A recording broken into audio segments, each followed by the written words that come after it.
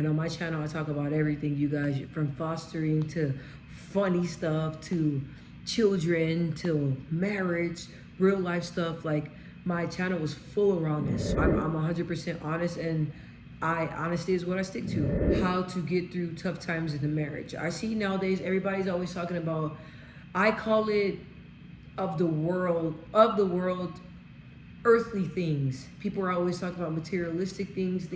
I feel like people are always talking about things that are not important. So what I like to talk about is real life stuff, you guys. At the end of the day, I'm human, and I go through things. I've been through a lot of hard times in my life, and that's what I like to talk about, because I feel like a lot of people need to hear realness. A lot of people need to hear videos that is going to touch their spirit, shift their spirit, give them encouragement, and help them get to the next level, and help them get through the hour, get through the minute.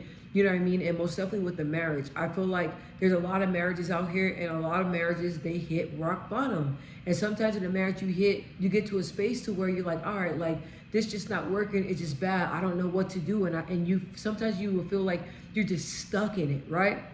So I just want to tell you that there's hope, and that I'm going to give you some tips that most definitely may help you. Now, I don't really share much about myself on my channel. I generalize everything, you guys. So I don't really get like personal. I know some people like overshare and stuff like that, and there's nothing wrong with that, guys, but I just talk about, like, I generalize everything, and I talk about different things, all aspects in my life. So just because, I'm talking about something, I may not be going through that right now, but I did go through it, so yeah. But what I'm gonna say is that I've been married for over a decade, you guys. So I've been married for over a decade, and I've been married for a long time, in a relationship for a long time. So I've been there, done that. I could tell y'all something, you know what I'm saying? I could tell y'all something. And as a strong wife, and a loyal wife, and a faithful wife, now, was I always all those things? I was not. But I'm older, wiser, we all change. So I'm just gonna keep it real with y'all, okay? Like I said, honesty is what I stick to. Once again, marriage be real, man. Marriage is not for the weak.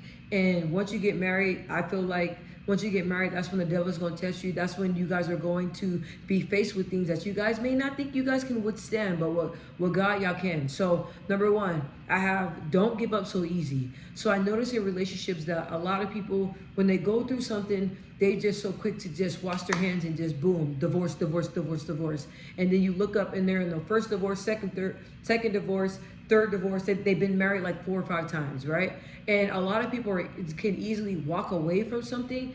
I'll say that's a good and bad thing, because sometimes, like, for me, you guys, I'm the type of person, like, I'm always trying to see things through, and always trying to work through it. I'm like that with relationships, friendships, jobs, anything that I'm going through. No matter what, I'm gonna work through it until I can't anymore. Sometimes that's a good thing. That's not always such a good thing. But I feel like when it's in a marriage, you guys are in a covenant. You guys are in one. So I feel like God bless you with this beautiful marriage.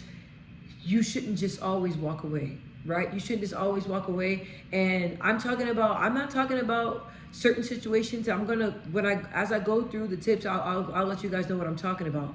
But what I'm saying is that, like, you shouldn't just, when things are hard and disagreements, or if, like, there's infidelity, if the finances ain't right, if you or your husband are battling with certain demons and certain things, it's not always good just to up and leave somebody, most definitely when you really love somebody. So don't just give up so easy. You got married, you guys made a commitment, so it's up to you and your partner to hold each other up. You hold your partner up when they're down, they hold you up when you're down, vice versa. That's how marriage works. So before you're so quick to just throw in the towel, like, don't do that. And I'm talking about, like, I be hearing people say, like, I hear this one a lot, finances. So when finances are not right, I hear a lot of people want to leave their relationships, most definitely wives. I'm not gonna lie, and I'm gonna talk about wives. There's a lot of wives that, when the money is not right, that they're ready to leave. And I don't believe in things like that. I don't believe in that. Like, things are not always gonna be peaches and cream, you guys. You're not gonna always have it. He's not gonna always have it. He may lose his job. You may lose your job. But that's why y'all got each other. So if he loses his job, you gonna hold him down. Vice versa. You lose your job, he gonna hold you down. Nobody wants nobody that's just easily shaken and easily just up and leave a relationship. Like, I don't believe in that. So I'm not gonna be on here and just tell you like, girl, he ain't paying your bills, leave him, or vice versa with the men. Hey, she ain't cleaning up around the house, leave her. Like, I'm not gonna do that because I feel like things like that can be fixed. And with God in the lead and y'all working together, finances, they can come and go. You know what I mean? Like, that's like hard times, they're gonna come. They come and they go. So this don't be easy just to give up on somebody, you guys. If you really love somebody, trust me, you're gonna do whatever you can to make it work. Even if you're tired, even if you're exhausted, even if you find yourself to like, look, I tried everything possible I can do. It's just not working, right? I feel like it's better to leave the relationship like that. As long as you know that you tried and you exhausted every option, but it still didn't work, you guys. And as long as you left the marriage knowing that you tried. Okay. Number 2, I said self-reflection. We're always so quick to place blame on the partner, but at the end of the day, we the problem.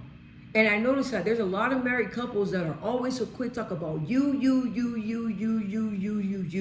and don't sit back and look at themselves. And usually when they sit back and reflect on the marriage, 9 times out of 10, you hear so many people saying, look, as we got divorced, I had time to think and I had time to see where I could improve. You know, I had time to see where I didn't show up. I had time to see, from the outside looking in. And I had time to see certain things that my partner brought to my attention that I didn't want to see. So self-reflection, you guys. And I noticed that in my marriage as well. I noticed that as I got older, you guys, when I was younger, in my early 20s, right? In my early 20s, I feel like I was doing everything right. And then as I started really really focusing on God and really reflecting and really working on chasing as a person, I noticed that I wasn't the perfect wife. And I noticed there was a lot of things and different things that went on in my marriage. I got a chance to reflect and say, look, like, I didn't go about that situation right, or that was wrong. I shouldn't have did that. And when I really started reflecting on my marriage, I'm not gonna lie, I had a lot of down days because I made a lot of bad decisions. But me being a young wife, I ended up giving myself grace because I didn't know how God felt about marriage. I didn't know, I've heard about it, but I didn't know how God really valued marriage. So, and I believe that God doesn't hold you accountable for something you don't know. So now I can say now, if I do something now, then I know better. You know what I mean? But I'm just saying, as I got older, I became a better wife, and I did a lot of reflecting, you guys. So just don't always blame the partner, because 9 times out of 10, it's not just them. You got something to do with that, okay? And you got to change too. It's like, I do not like when people don't take accountability. If you don't take accountability, I'm telling you, the relationship is not going to work. It takes a real person to sit back and look, I was wrong. Like, I am so sorry. Like, what can we do to fix this? What can I do to help fix this? Okay? Number 3, write a pros and cons list about your partner. The pros, the good things about your partner, the bad things about your partner. Write it all out and look on a piece of paper and see which one weighs out. If the good outweigh the bad, you good. Okay? If the bad outweigh the good, you're going to have to make some decisions. Now, I'm not going to sit here and just push the D word, and I'm not going to say the D word because I'm going to tell you guys why I'm not going to say the D word. You can push the D word if you run into the bad outweighing the good.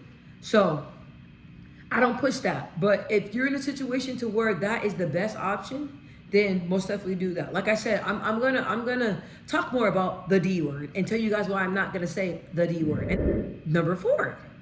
Okay, number 4. Don't ever throw the D word in your partner's face. Divorce. Don't. I will say until it's finalized. Until you feel like that paperwork you signed over, bring it up. Don't threaten your partner with that. Honestly, you shouldn't even bring it up. That's the word, divorce. Divorce, it holds a lot of weight. It holds a lot of weight. And I feel like the more you use it, it's going to backfire on you. So don't even use that word. Don't even if you got it in the back of your mind, You got to do, just have it in the back of your mind, move accordingly, figure it out. And if it comes to that, boom, then you can go ahead and use a divorce. But don't just throw it up in your partner's face. Most definitely, if you know you don't want a divorce, don't do that, because you may mess around and your partner may end up giving you what you want. So number 5, I said, don't rush out of the relationship or rush to divorce. Take time to think about it, you guys. I hear so many couples talk about they get divorced and they regret it because they didn't really thoroughly think it through.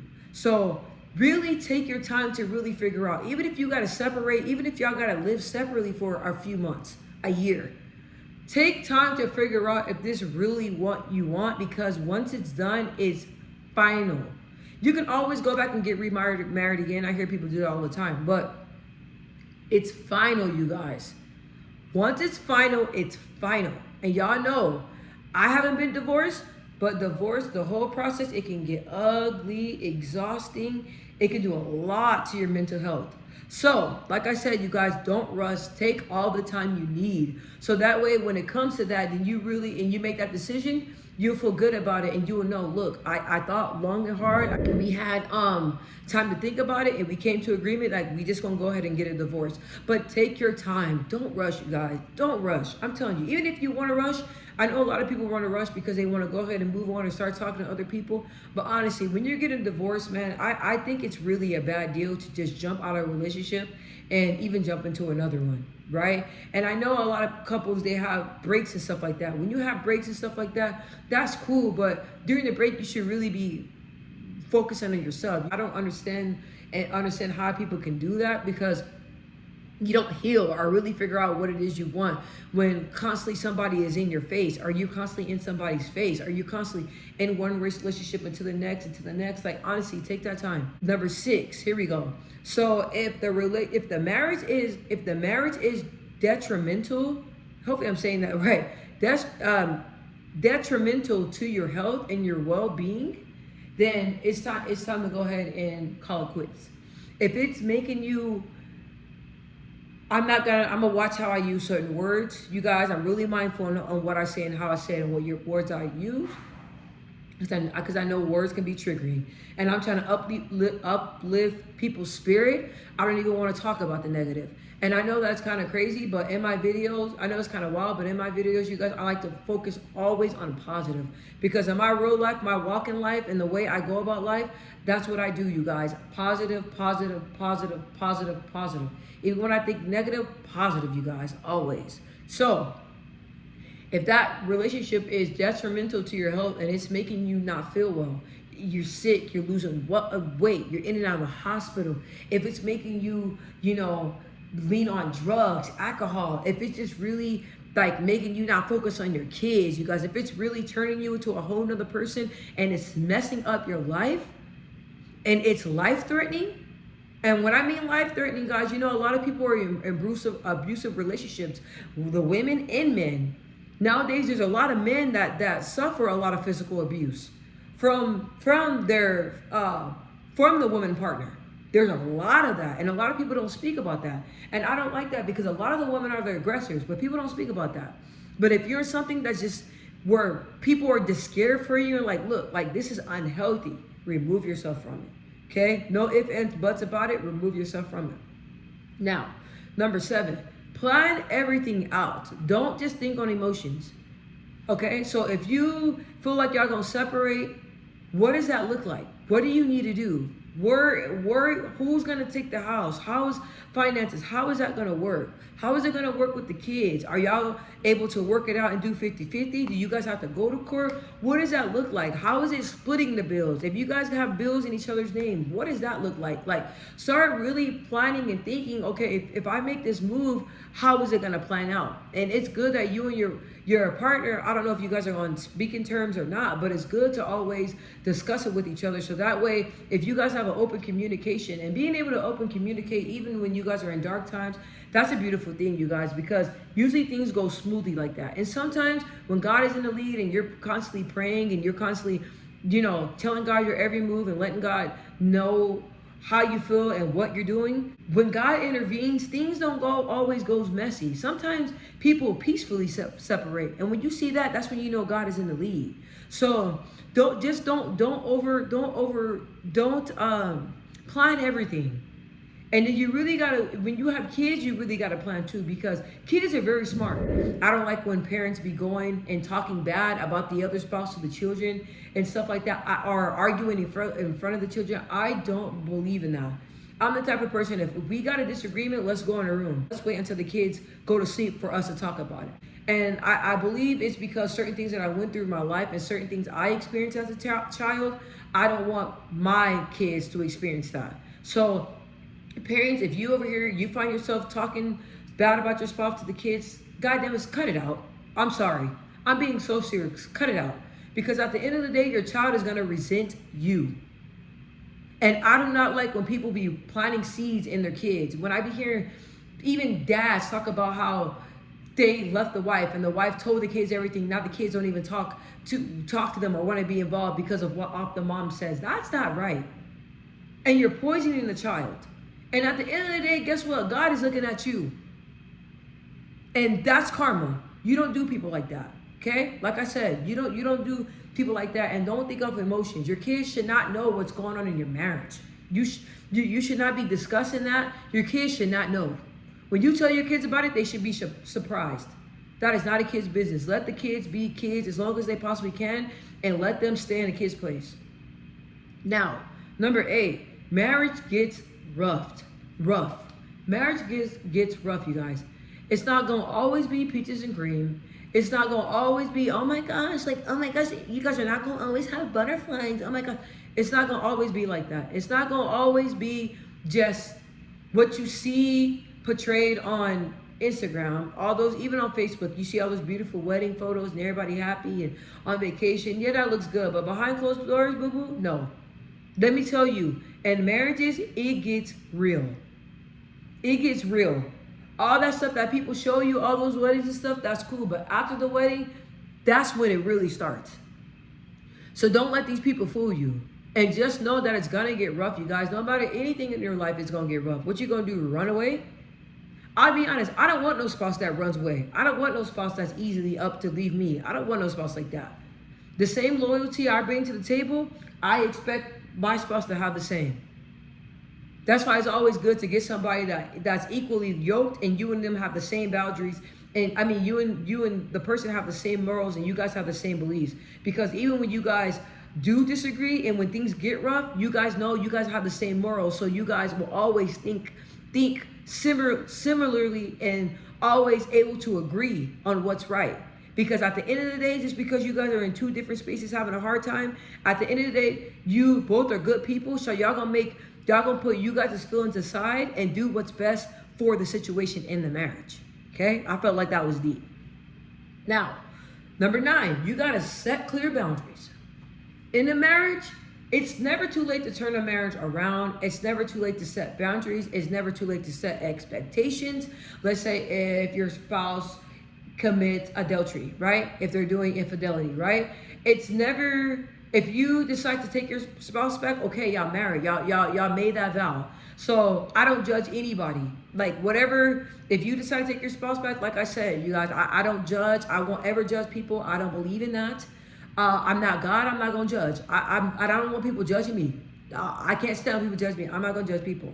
But after infidelity happens, that's for example, like let's say if a partner cheats on you, right?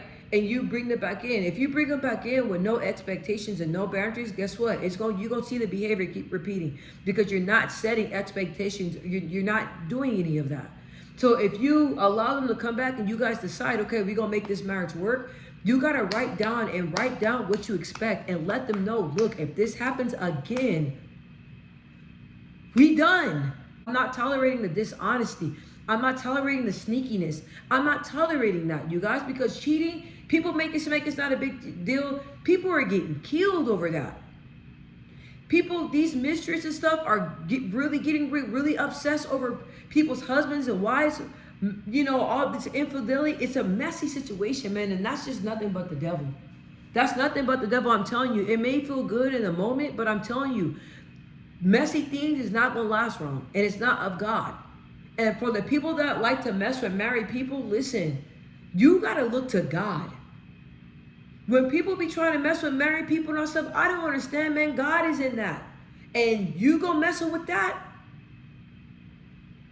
that's a dangerous game. You gonna mess with somebody married, somebody's wife, somebody's husband, that's a dangerous game. And 9 times out of 10, because I'm always saying 9 times out of 10, 100%, nothing's good gonna come out of that. And let's say that man or that woman does leave their wife and husband, and they get with you. Why I wouldn't want nobody. I wouldn't want nobody's husband that I took, that I could take. And then I wouldn't even want that karma, because the same way they do that person, guess what? What you think they gonna do you any different? Now I do hear stories about people saying, "Oh, they're happily ever after and all that." But I'm telling you, if you go about it messy, trust me, it's some messiness gonna go on in that relationship. Or if you decide to marry that person, some messiness is gonna go on. I'm telling you, because don't mess with nobody's wife or husband, man. That's a dangerous game. And I don't understand why these men like to mess with married women. I get so many men that like try to be my friend and stuff. Like, bro, I don't need no male friends. Like, what y'all? We could just be friends, bro. Y'all think I'm born yesterday? You're married to somebody and they had female friends or male friends before y'all got married? Okay, and y'all really been genuine friends? No funny business. But y'all been like genuine friends? Okay, that makes sense because that person's been around forever. But if y'all married and all of a sudden you bring in Tanya, or you bringing Steven and introducing them to your wife and husband, and they ain't never met them or don't know who they are, I don't believe in that. Now, y'all may think differently, you guys, but like I said, like I'm just only going off of my experience, and I'm just telling you, like I don't believe in that. I feel like if y'all married, y'all should know each other's friends. No new friends. No new friends. No. Like, you shouldn't even want to be entertaining that, you guys, because when you become friends with the opposite sex, I don't care what people say, there are platonic friendships. I don't even want to mess with that. Because the devil comes in and different things can intertwine, and next thing you know, you're in a situation. And majority of the time, situations just happen. It's unexplainable. And then you're sitting here looking like, wow, like I didn't think that this can happen. Don't put yourself in that situation. Number 10, pray about it, and God will guide you. So even though if you're in a marriage and you're lost and you don't know what to do, you guys, I know that this is cliche and people say all the time, but you really got to depend on God. You really got to pray. And I know sometimes when I was in my marriage, when I went through things, I was like, God, where are you, man? Like, I've been praying about the same thing for years and I'm getting the same results and you ain't talking to me. And it's like he was talking to me the whole time. I just wasn't paying attention. Like I'm saying, you guys, like, you just got to pray about it. You got to give it to God, and you got to pray. If you want God to remove this, ask God to remove you from the marriage. Or remove the marriage from you. If you want God to fix the marriage, pray and ask God to fix the marriage. If you feel like the marriage is unrepairable, pray. You gotta lean on God. You gotta trust God. And honestly, when it comes to marriages, man, sometimes we get in situations where there's nothing we possibly can do. We done prayed, we done went to church, we done fell out at the altar 5 times, I'm gonna put y'all on game, but y'all gotta be ready for it. Start praying and go to church. And start praying for God to reveal it to you. So if you feel like something's not right and you don't really know what it is, and you could be surprised what your partner's dealing with. Sometimes partners are not. It's hard to tell your partners what you're dealing with. You know what I mean? It's hard to open up. A lot of people got a lot of secrets, right? And a lot of people don't know how to come to you. A lot of people do, and they want to trust you, but they just don't know how to go about it. You got to start praying. Go to church. Start going to church, praying to God, and praying to God to actually reveal whatever it is. But ask God when He reveals it to you, to ask God to give you the strength to be able to handle whatever it is. Because when He reveals it to you, you got to make sure that you're ready for it. Because once He reveals it to you, sometimes you go back and you regret that you even found out or asked God for it. Because that's why you got to be careful, because He's going to give you what you want and He's going to show you what it is you're asking for. right? But as long as you pray and tell God to give you the strength to be able to handle what it is, you guys, you will be able to handle it. You'll be able to handle it with grace.